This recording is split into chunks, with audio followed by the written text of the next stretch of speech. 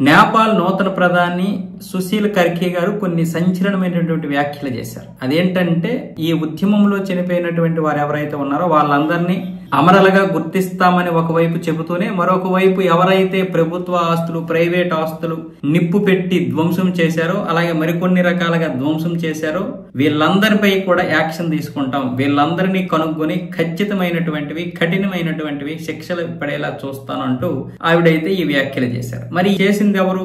జనజెట్ కార్యకర్తలే కదా. ఈ ఉద్యమకారులు అంటే అందులో ఉన్నటువంటి వారే. ఈ వీడిని ఎంచుకున్నదే వాళ్ళు.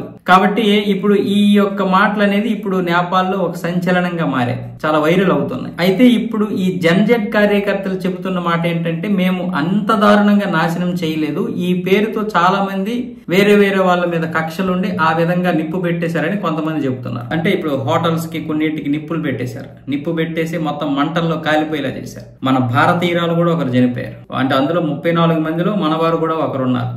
ఉత్తరప్రదేశ్ కి చెందినటువంటి ఒక వ్యాపారి భార్య, ఆయనకు కూడా తీవ్రంగా గాయాలయ్యాయి ఆ పైనుంచి దూకేయడం వల్ల. ఇలాంటి పరిస్థితుల్లో ఇప్పుడు ఈవిడ చేసినటువంటి వ్యాఖ్యలు ఏమిటంటే, ఇప్పుడు జనజెట్ కార్యకర్తలైనా సరే లోపలికి వెళ్లాల్సిందే, అంటే అలాంటివి పనులు చేయకూడదు, ఉద్యమం వేరు, ఇలా ధ్వంసం వేరు. పైగా ఇప్పుడు మేము 6 నెలల కంటే ఎక్కువ కాలం నేను ఉండను, నేను ఇక్కడ పదవులు అనుభవించడానికి రాలేదు, పేరు కోసము రాలేదు, దేశాన్ని గాడిలో పెట్టడానికి వచ్చానంటూ సుశీల్ కర్కే గారు అన్నారు. ఎందుకంటే మార్చి 5వ తారీఖున ఎన్నికలు ఉంటాయి కాబట్టి ఇంకా 6 నెలల సమయం కూడా లేదు. ఒక విధంగా చూడాలంటే 6 నెలల కంటే తక్కువే ఉంది కాబట్టి ఆవిడ వ్యాఖ్యలు చేశారు. ఈ ప్రధానమంత్రిగా నేను ఇక్కడ ఉండడానికి రాలేదు, మరో 6 నెలల్లో కొత్తగా ఎన్నికలు అవుతాయి కాబట్టి ఈ లోపు మళ్ళీ నేపాల్ని పూర్వస్థితికి తీసుకురావడానికి మేమందరం కూడా ప్రయత్నాలు చేస్తాం. అందులో జనజెట్ కార్యకర్తలు కూడా ఉంటారు. ఇప్పుడు వాళ్ళు చెప్పిన విధంగా ఏ విధంగా అయితే ఉంటుందో ఆ విధంగానే నడవాలి. అంటే ఇప్పుడు ఖచ్చితంగా ఈ దాడులు చేసినటువంటి వారు ఉన్నారు, మిగతా వారు కూడా ఉన్నారు. వాళ్ళందరినీ శిక్షించకపోతే ఇలాంటివి మళ్ళీ పునరావృతమయ్యే అవకాశాలు ఉంటాయి.